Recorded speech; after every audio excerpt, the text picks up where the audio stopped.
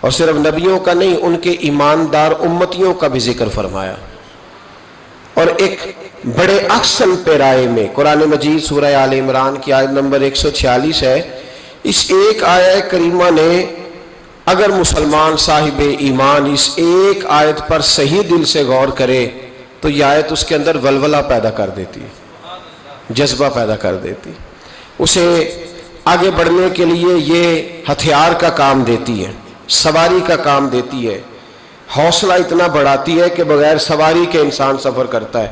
اللہ کریم نے فرمایا وَكَأَيٍّ مِّن نَبِيٍّ، فرمایا کتنے ہی انبیاء ایسے گزرے قاتلا جنہوں نے جہاد کیا، قتال کیا، مَعَهُ رِبِّيُّونَ کثیر،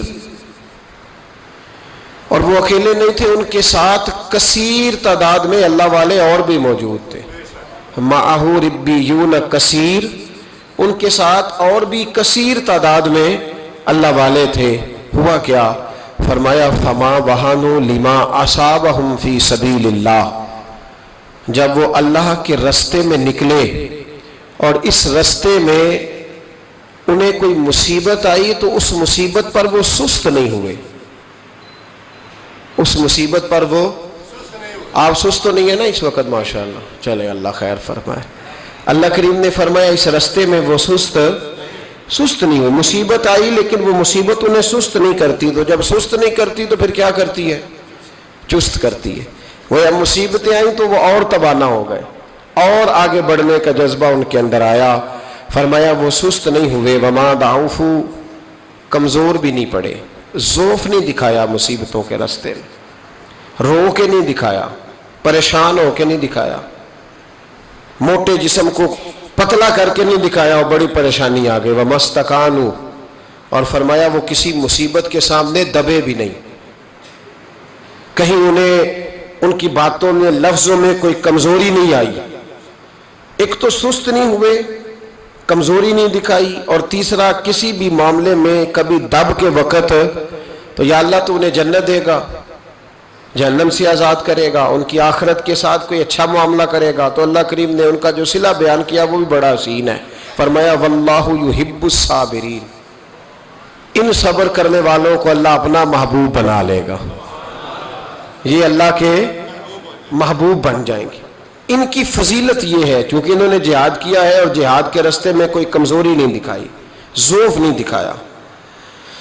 آزمائش ہمارے ہاں نا ہمیں ثابت کرنا پڑ رہا ہے کہ ہم کچھ کر رہے ہیں، ہمیں ثابت کرنا پڑتا ہے، ہمیں بتانا پڑتا ہے۔ ہم اپنے بچوں سے فرما برداری خیرات میں مانگتے ہیں، یار میری فرما برداری کیا کر، اس کو حدیثیں سناتے ہیں، یہ تو خیرات میں مانگ رہے ہیں آپ، خیرات میں مانگ کے بھی کبھی کسی کا گزارا ہوا ہے؟ ماں باپ جلد بازی دکھاتے ہیں، شور کر کے، جلال دکھا کے اپنی تابع داری کراتے ہیں، کیا اس طرح بھی کبھی کسی نے فرما برداری کی؟ جلد بازی، پریشانی، میں نے ایسے کیا ہے، میں بڑی نوکری کرتا ہوں، میں بڑا اچھا ہوں، میں بڑا نیک ہوں، فلانا مجھ سے بڑا راضی ہے، میرے استاد بڑے خوش ہیں، میرے مرشد مجھ سے پیار کرتے تھے۔ جس کے مرشد اس سے پیار کریں اسے بتانے کی ضرورت نہیں پڑتی، جس کے استاد اس سے راضی ہوں اسے ذکر کرنے کی حاجت نہیں ہوتی۔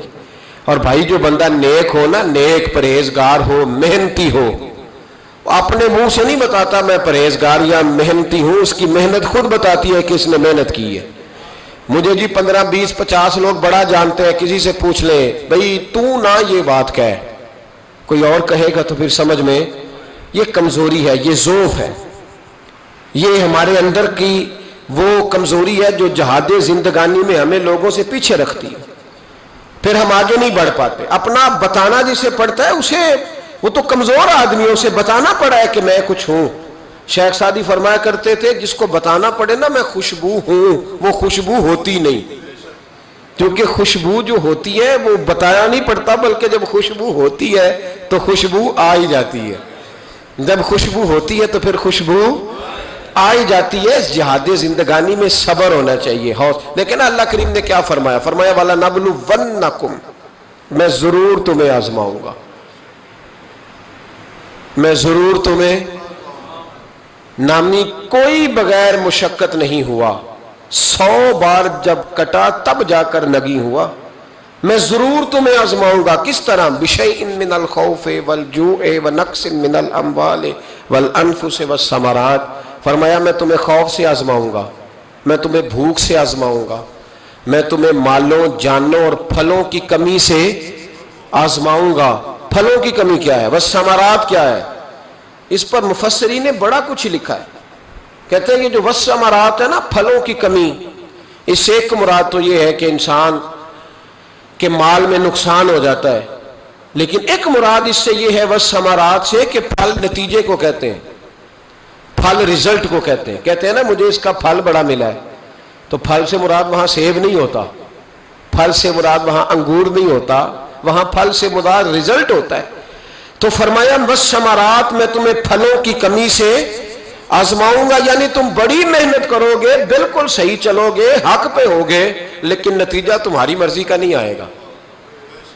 رزلٹ تمہاری کو نہیں سمجھ آئی آپ کو میری بات؟ رزلٹ تمہاری مرضی کا. والثمرات، میں اس رزلٹ سے تمہیں آزماؤں گا. محنت تم میری مرضی کی کرو گے، نتیجہ تمہاری مرضی کا نہیں، وہ بھی میری مرضی کا.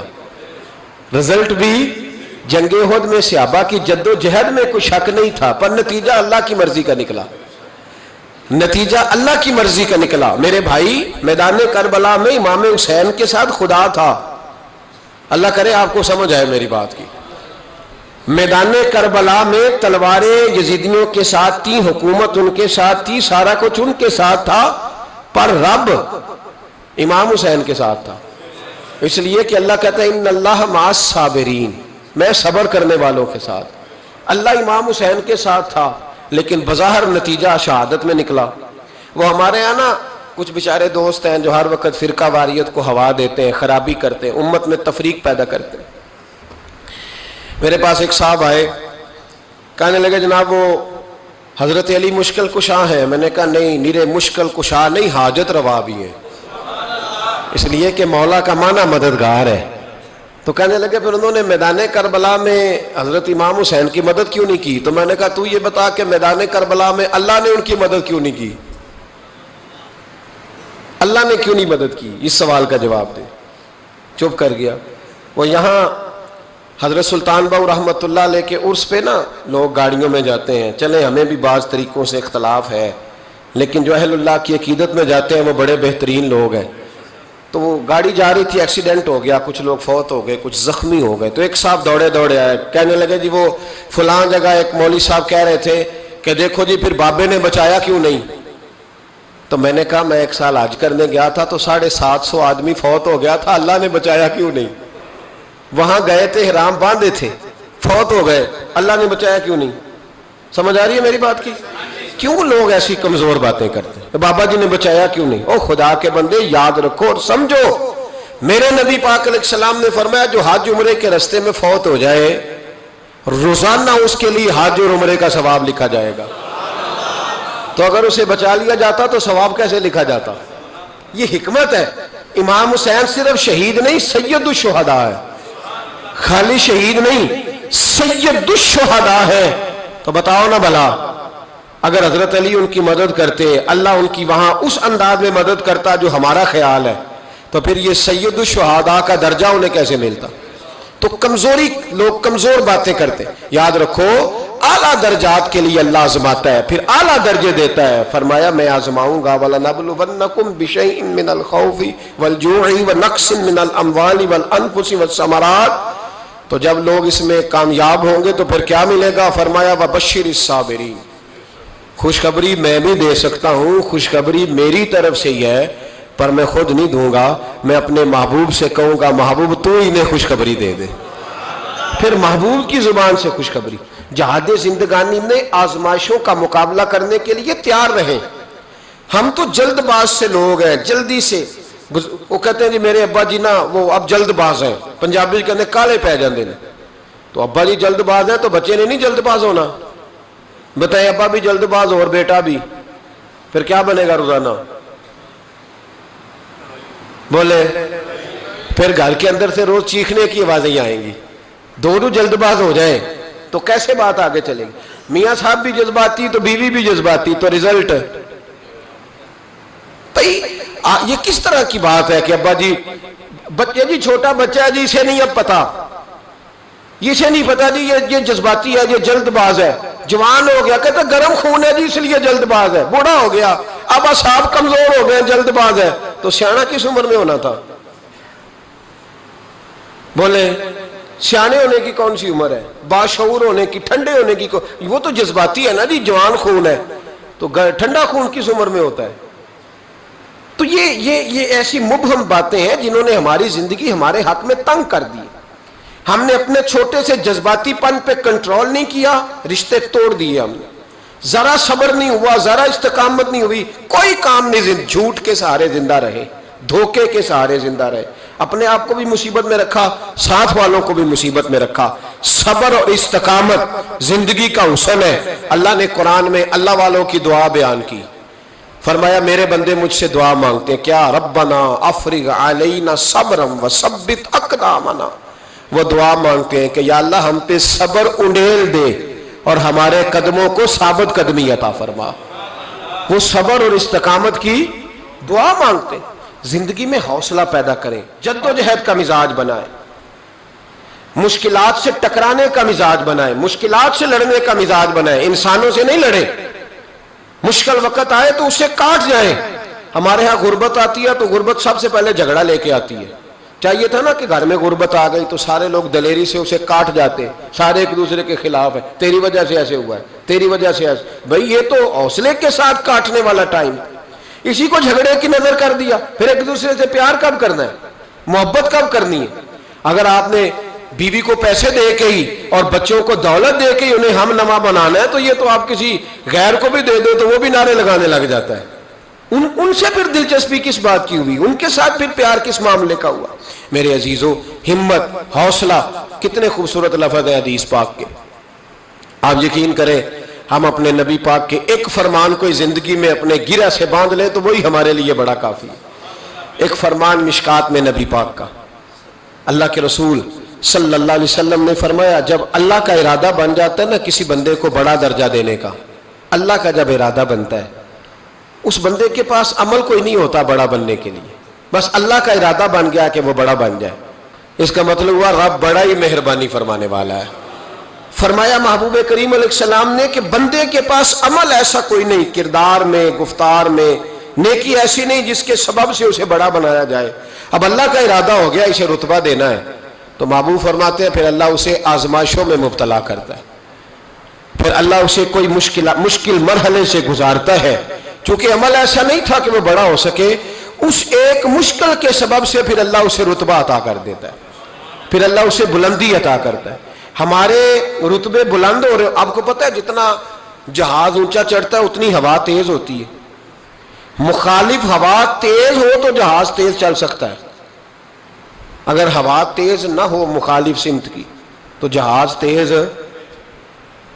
اس لیے اقبال کہتے ہیں تندی یہ باد مخالف سے نہ گھبرا اے عقاب، یہ تو چلتی ہے تجھے اونچا اڑانے کے لیے، یہ تو چلتی ہے تجھے اونچا اڑانے کے لیے، آزمائشوں سے گھبرائیں نہیں، بے صبری نہ کریں، خودکشی ہے، بے صبری ہے، لڑائی ہے، قتل و غارت ہے، مشکلات سے لوگ گھبرائے ہوئے ہیں، بچے تک ذبح کر رہے ہیں، نہ جانے مشکلات سے نکلنے کے لیے کیا کیا لوگوں نے رنگ اختیار کیا ہے، تو اگر خود کوشش کرے گا تو ناکام ہو جائے گا، تو اپنے آپ کو اللہ رسول کے حوالے کر دے، تو ان کے سپرد کر دے۔ بڑی خوبصورت حدیث سنے میرے نبی پاک علیہ السلام فرمان، اس حدیث کو کہتے ہیں حدیث قدسی۔ حدیث قدسی وہ ہوتی ہے جو فرمان اللہ کا ہوتا ہے، بیان نبی پاک فرماتے ہیں۔ نبی کریم علیہ السلام فرمانے لگے کہ اللہ فرماتا ہے میں جب اپنے کسی بندے کو بیمار کرتا ہوں، میں جب اپنے کسی بندے کو بیمار کرتا ہوں تو فرمایا اس کی لوگ تیمارداری کرنے آتے ہیں، پوچھتے ہیں تیرا کیا حال ہے،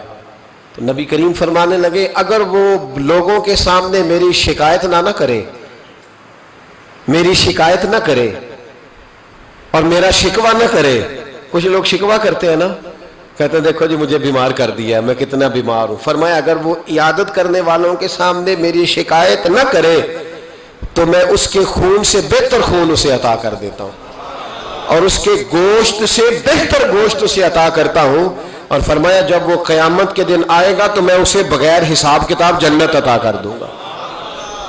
دنیا میں شفا بھی کامل دوں گا، یعنی پچھلے خون سے بہتر خون ملے گا، پچھلے جسم سے بہتر جسم ملے گا۔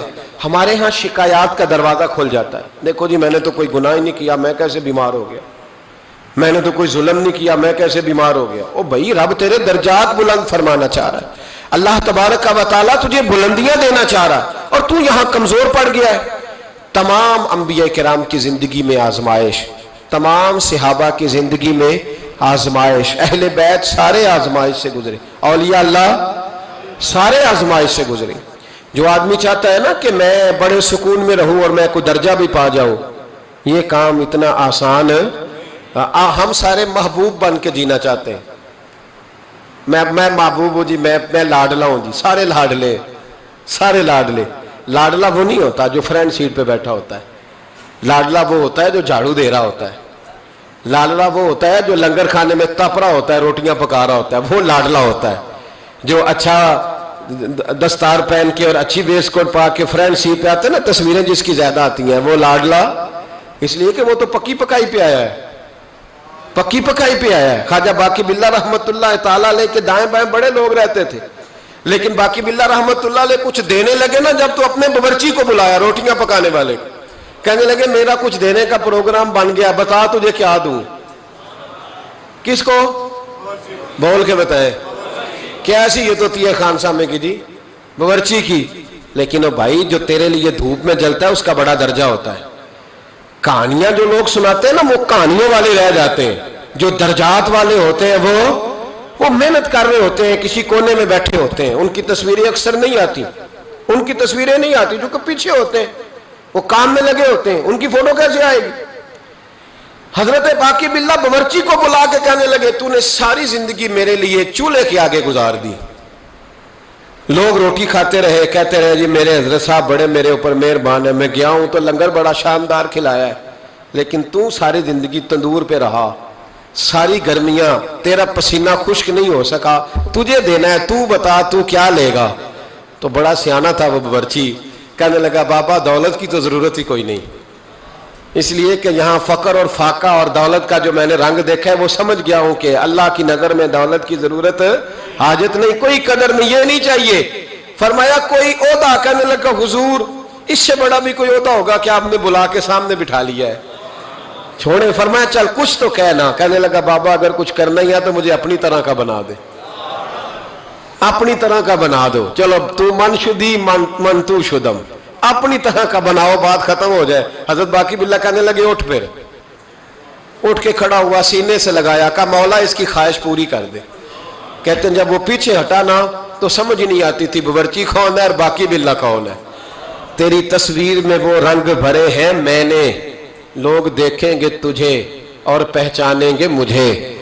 تیری تصویر میں وہ رنگ بھرے ہیں میں نے، لوگ دیکھیں گے تجھے اور پہچانیں گے مجھے۔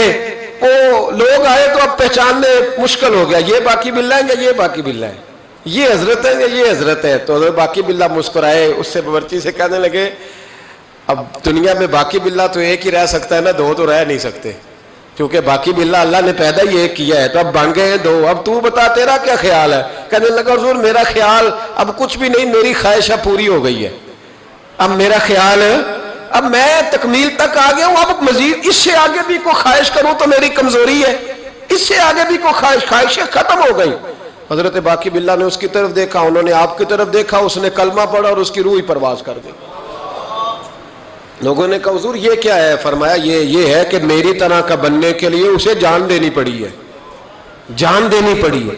یہاں لوگ بغیر جان دیے کہتے ہیں باپ میرا چونکہ رنگ گورا ہے تو لہذا اللہ فٹافٹ مجھے درجہ عطا کر دے، چونکہ میں مسکراتا صحیح ہوں تو جلدی سے۔ او خدا کے بندے جو لاڈلے تھے، حسنین کریمین جو لاڈلے تھے، جو لاڈلے تھے، جو اصل لاڈلے تھے، اللہ اکبر، اس طرح کے لاڈلے کہ پشت پہ حضور نماز پڑھ رہے ہیں، میرا بچہ نماز پڑھتے آئے تو ہو سکتا ہے اس کی اماں سے میرا جھگڑا ہو جائے، لے جاؤ گھر، نماز بھی نہیں پڑھنے دیتا۔ مصطفیٰ کریم نماز پڑھے اور امام حسین سجدوں سے کھیلنے لگ جائے، سجدوں سے کھیلنے لگ جائیں، جب چڑھے حضور کی کمر مبارک پہ تو رب کریم کہے محبوب چل تو میرا سجدہ لمبا کر دے، حسین کو بیٹھا رہنے دے۔ اتنا لاڈلا، اتنا لاڈلا، اتنا لاڈلا کہ نبی رحمت صلی اللہ علیہ وسلم نماز پڑھ رہے ہو، امام حسن اور حسین آ جائیں، ٹانگوں میں آ کے گھسے، حضور قدم کھول دیں، یہ گزر گئے، واپس آئیں تو قدم کھول دیں، یہ گزر گئے، جو سجدوں سے کھیلتے رہے، بڑے لاڈلے تھے۔ پر پتہ ہے پھر ان کا حال کیا ہوا؟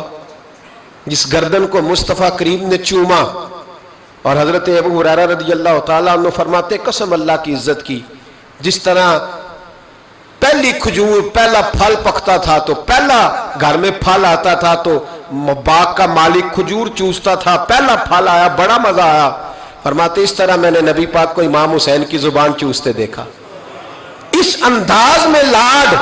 پھر پتہ ہے انجام کیا ہے؟ یاری تیری سونا ہے پر ازمائشاں تیریاں اگ، اے سونا پرکھیا جاوندا ہی پہلو نال اگاں دے لگ، میں جی بڑا لاڈلا ہوں۔ کس طرح؟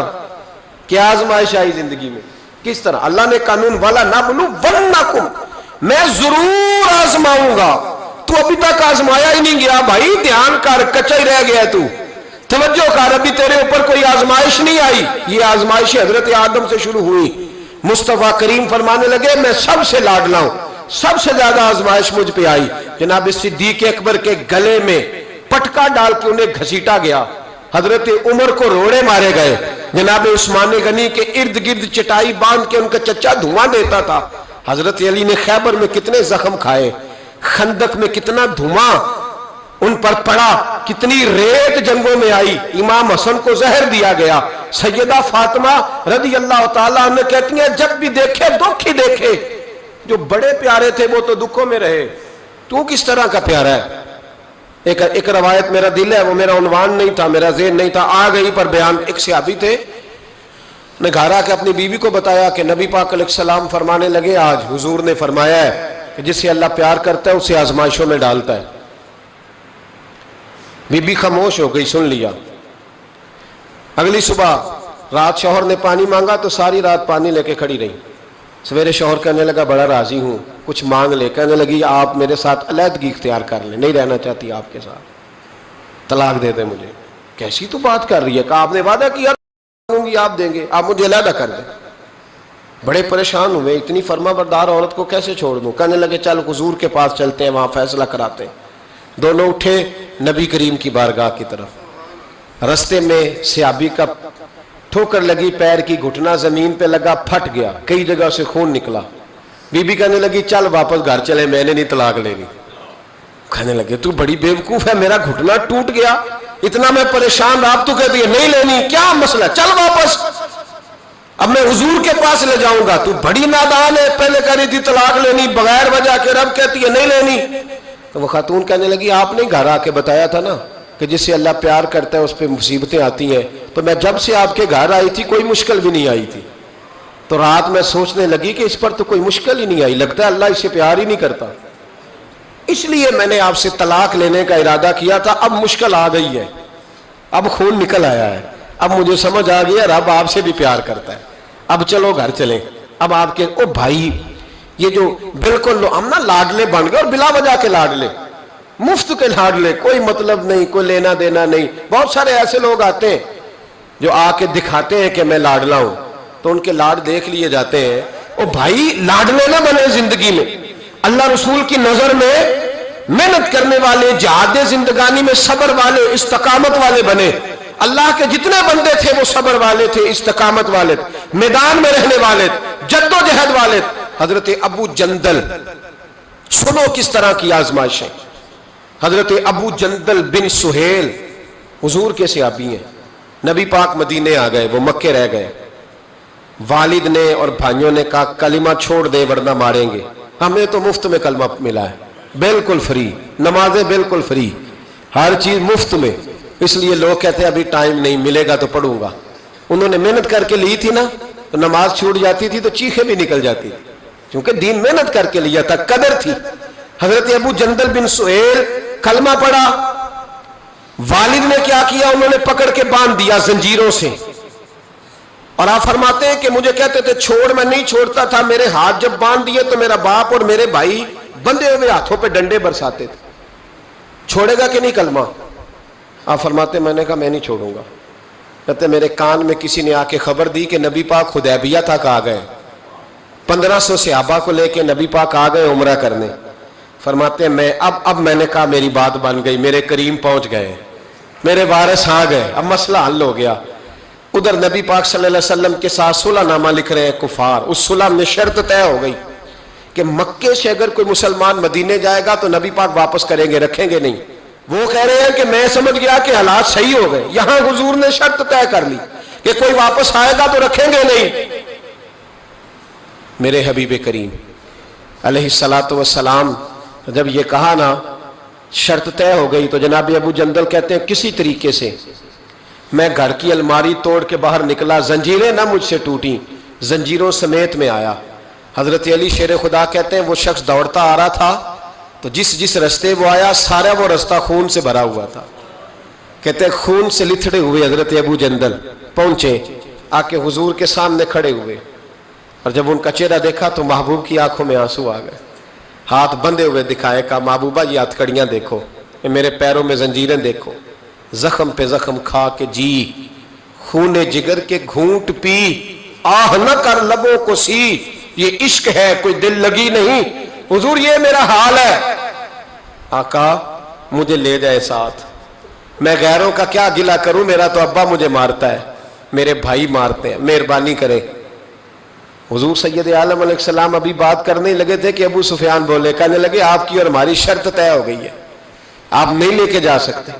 صحابہ کہنے لگے ابھی تو دستخط نہیں ہوئے، معاملات کہنے لگا دی اگر آپ یہ شرط نہیں مانتے تو صلح کوئی نہیں۔ دیانتداری سے بتانا، دیانتداری سے، کوئی استاد یوں چھوڑ کے چلا جائے، کوئی مرشد یوں چھوڑ کے چلا جائے، کیا حالت ہوگی؟ لوگ بھاگ نہیں جاتے چھوڑ چھاڑ کے، چھوڑو جی اس نے میرے ساتھ پیار ہی نہیں کیا۔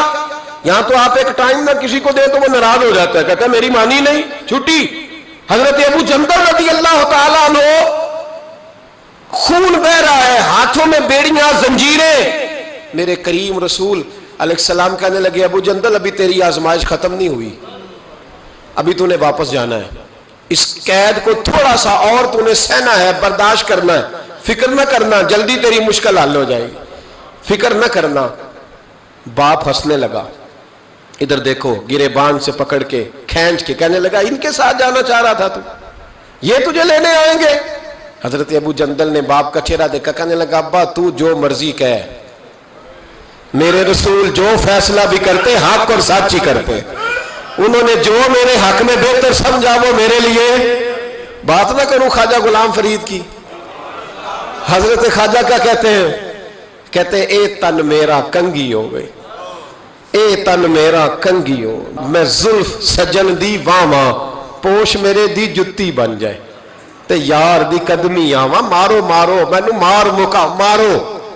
ابا سے بھائی سے کہنے لگے مارو مارو مینو مار مکاؤ، میں کوئی عذر نہ پیش لے آواں تے جے سونا ہی میرے دکھ وچ راضی، جے او سونا ہی میرے دکھ وچ راضی تے میں سکھ نو چلے ڈاواں، ہاں یار فریدا کدی مل پہ سونا انہوں رو رو حال سناواں۔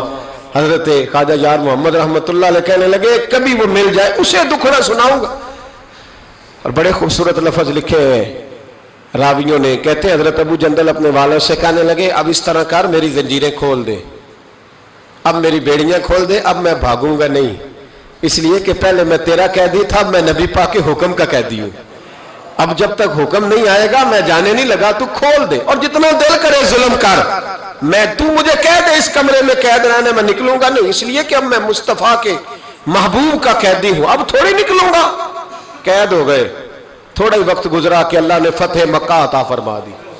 میرے محبوب جب گئے نا طواف کیا، حضرت ابو جندل کو لوگ جانتے ہی نہیں تھے کون ہے، پتہ ہی نہیں تھا، پر جب پیار ہوا نا، پیار ہوا تو حالات ہی بدل گئے، محبت ہوئی تو حالات بدل گئے، بالکل تبدیلی آ گئی۔ میرے محبوب نے حرم مکہ کے اندر کھڑے ہو کے اونٹنی پر بیٹھ کر کان میں بھی کہا، جو حضور ان کے محلے کو بھی جانتے تھے، گلی کو بھی جانتے تھے، باپ کو بھی جانتے تھے، چچا کو بھی کہہ سکتے تھے کسی کو جاؤ دوڑ کے فلانے کو بلا کے لاؤ، لیکن شانے دینا کوئی میرے نبی سے سیکھے، مرتبہ اور مقام دینے کا یہ وال اونٹنی پر بیٹھ کر سارے مجمع میں اعلان کر کے فرمایا جاؤ کوئی ابو جندل کو بلا کے لاؤ۔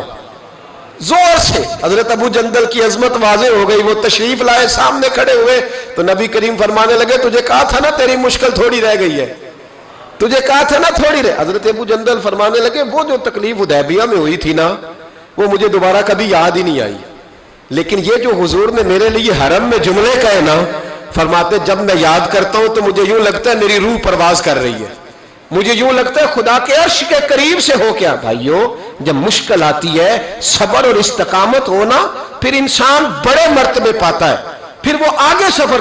حضرت ابو سلمہ نام یاد رہے گا آپ کو, یہ سلمہ عربی میں جب پڑھیں گے نا تو لام پہ بھی زبر آئے گی, میم پہ بھی ایک خالی ہوگی تو سلمہ بنے گا. ہم اپنی زبان میں سلمہ بھی بول لیتے ہیں. حضرت سلمہ ابو سلمہ, ان کے گھر میں بیٹا پیدا ہوا تو بچے کا نام سلمہ رکھا, اور سلمہ کا معنی ہوتا ہے یہ سلامت رہے, تو بیٹے کا نام سلمہ رکھا انہوں نے. حضرت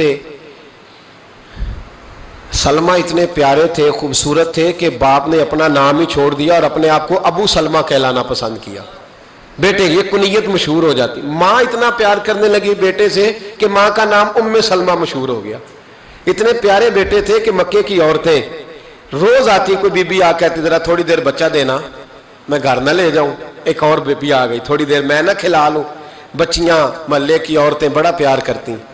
حضرت ابو سلمہ جب کفار مکہ سے تنگ آ گئے تو مدینے جانے کا ارادہ کیا. مدینے جانے کا دکھ جب بہت زیادہ گھیر لینا بندے کو تو پھر مدینہ یاد آتا ہے. مدینے جانے کا جب ارادہ کیا نا تو میاں بیوی اور بیٹا ساتھ بیٹھے. جب گئے نا مدینے کی سرحد پہ تو جناب ام سلمہ کے میکے والے آ گئے. آ کہنے لگے ابو سلمہ تو نے جانا ہے تو جا, ہماری بیٹی کوئی نہیں جائے گی, جا تو نے جانا ہے.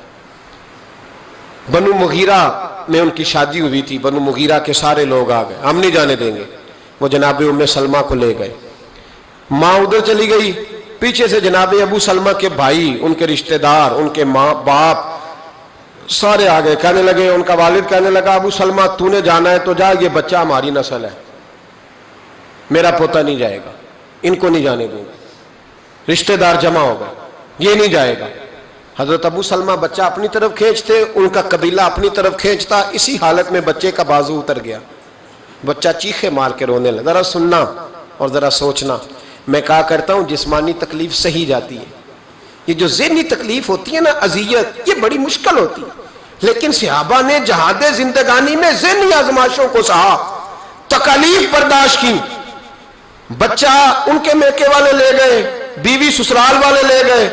جناب ابو سلمہ تھوڑا آگے بڑھ کے کھڑے ہوئے, کہنے لگے بیٹا بھی مجھے بڑا پیارا ہے, بیوی بھی بڑی پیاری ہے, لیکن شہر مدینہ کا بھی جواب نہیں, میں مدینہ ہی جاؤں گا بچہ چھوڑ کے. او بھائی یہاں جو لوگ 22 دن کے لیے 28 دن کے لیے جاتے ہیں نا, وہ 6 سال کی پلاننگ پیچھے دے کے جاتے ہیں. بچوں کو کوئی تکلیف نہ آئے, گھر والوں کو کوئی مشقت نہ آئے, جو 15 دنوں کے لیے جا رہے.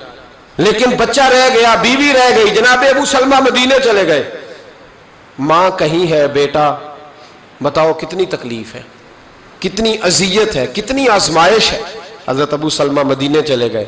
حضرت ام سلمہ سارا دن ایک پہاڑی پہ بیٹھی رہتی اور روتی رہتی, اور جو اس طرف سے آتا ان کے سسرال کی طرف سے اس سے پوچھتی میرے بیٹے کا کیا حال ہے, روٹی ٹائم پہ کھاتا ہے, اس کا بازو ٹھیک ہو گیا. حضرت ابو سلمہ مدینہ منورہ میں پہاڑ پہ بیٹھے رہتے. جو لوگ مکے آتے پوچھتے میرے بیٹے کو دیکھا ہے کہیں گلی میں کھیلتے. ان کی ماں کا کیا حال تھا, کسی کو رحم نہیں آیا میری بیوی پر, ابھی بھی کسی کو خیال نہیں آیا. صبح شام میں روتے گزر گئی. 2 دن نہیں, 4 دن نہیں, 5 دن نہیں, پورا سال گزر گیا. پورا سال یہاں مفت میں دین ملا ہے, مفت میں. ہم مدارس میں کہتے ہیں مفت میں قرآن پڑھائیں گے, بچہ داخل کرا جاؤ. مفت میں حدیث سکھائیں گے, داخل کرا دو. کہتے ہیں نا بھائی, مذہب کی بات, مذہب سے تو ہمارا سوتیلا رشتہ ہے. اگر بچہ اسکول میں نہیں چلے گا, کام نہیں سیکھے گا, پھر دیکھیں گے اس کو مولوی بنانا ہے کہ نہیں. ابھی آپ کہہ رہے ہیں یہ کیسے ہو سکتا ہے؟ سیکنڈ درجہ, دوسرا درجہ, تیسرا درجہ معاذ اللہ مذہب کو ملتا ہے. یہ لوگ تھے جو نفسیاتی طور پر مجبور ہو گئے, لیکن مذہب سے پہلا رشتہ, مذہب سے پہلا تعلق, پہلا ان کا سگا پن اپنے دین کے ساتھ. سال بیت گیا تو بنو مغیرہ کے سیانے لوگ جمع ہو کے جناب ام سلمہ کے باپ کے پاس گئے. کہنے لگے بس کر دے, تیری بیٹی کا رونا ہم سے نہیں دیکھا جاتا, چل بس کر, مہربانی کر. وہ کہنے لگا چلو ٹھیک ہے, تم کہتے ہو تو میں بیٹی کو جانے کی اجازت دے دیتا ہوں. وہی سارے لوگ پھر مل کے حضرت ابو سلمہ کے خاندان کے پاس گئے، کہا تمہیں اس بچے پہ رحم نہیں آتا؟ اس چھوٹے سے پھول پر کرم نہیں آتا؟ ماں زندہ ہے، باپ زندہ ہے، تم نے جدا کر دیا وہ بچہ۔ او بھائیو، ان لوگوں نے وہ والی قید صحیح ہے صحابہ نے جس کا ہم تصور بھی نہیں کر سکتے، لیکن صبر، استقامت پہاڑ ثابت ہوئے۔ حضرت ابو سلمہ کے رشتہ دار بھی مان گئے۔ اب ام سلمہ اپنا بیٹا لے کے ایک جگہ جمع ہوئی تو ان کا ابا پوچھنے لگا، بیٹی اب یہی رہو گی نا؟ تو حضرت ام سلمہ کہنے لگی، ابا آپ کو ابھی بھی سمجھ نہیں آئی؟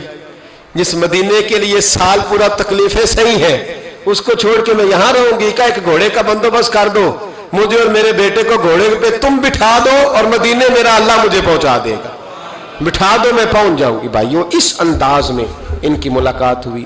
زندگی میں صبر نہیں رہا، حوصلہ نہیں رہا، استقامت نہیں رہی۔ ہمارے کمزور لب و لہجے نے خودکشیوں کو ایجاد کیا، ہماری کمزور طبیعتوں نے فساد کو ایجاد کیا، ہمارے رشتے ہماری مرضی کے ہیں۔ اور کسی شاعر نے کہا تھا، تیری شرطوں پہ ہی اگر کرنا ہے تجھ کو قبول، یہ سہولت تو مجھے سارا جہاں دیتا ہے۔ میری مرضی پہ میرا چچا چلے تو میرا تعلق ہے، میری مرضی پہ میرا دوست چلے تو میرا تعلق ہے، اور اگر وہ اپنی مرضی کر جائے تو پھر میرا کوئی رشتہ۔ او بھائی، یہ کیا رشتے دار چلانے کا طریقہ ہوا؟ استقامت ہی نہیں، حوصلہ ہی نہیں، صبر ہی نہیں، اور جب بزرگوں میں نہیں تو بتائیں بوڑھوں میں۔ حضرت خباب بن ارت حضرت عمر کے پاس بیٹھے تھے، یہ واحد شخص ہے، ایک یہ اور ایک حضرت بلال، یہ دونوں جب آتے تھے تو حضرت عمر ممبر چھوڑ دیتے تھے۔ تو حضرت خباب کا اچانک چہرے سے، بخاری شریف میں موجود ہے، ان کے کمر سے نا کپڑا ہٹا تو اتنے موٹے موٹے داغ تھے۔ جناب عمر کہنے لگے، یہ کیا ہوا؟ اور ماننے لگے، کچھ بھی نہیں۔ ایک دن ابو جہل، ابو لہب، عتبہ، عتیبہ، شیبہ سارے مل کے آئے، کہنے لگے کلمہ چھوڑتے ہو کہ نہیں؟ میں نے کہا چھوڑنے کے لیے پڑا تھا کوئی، یہ نہیں چھوٹتا، یہ بڑا عجیب نشہ ہے، یہ اترتا ہی نہیں۔ تو کہتے انہوں نے نا، مجھے نہیں پتا تھا، پہلے سے کہیں کسی حویلی میں کیکر کے کوئلے جلائے ہوئے تھے۔ کہتے مجھے لے گئے اور میرے کمر سے کپڑا کھینچ کے، یہ ہم سن لیتے ہیں نا، ذرا سوچو تو صحیح، یہاں تو گرمیوں میں روزے آ جاتے ہیں تو لوگ کہتے ہیں بڑے مشکل ہے، کوئی فتویٰ دو سردیوں میں چلے جائیں، روزہ رکھنا مشکل ہے۔ سوچو اندازے تک زندگی کیا ہے، کس طرح جہاد زندگانی میں صبر اور استقامت توڑ کے رکھا۔ کہتے ہیں کوئلے دہک رہے تھے، مجھے لے گئے، میرے وجود سے قمیض کھینچی اور مجھے کوئلوں پہ لٹا دیا۔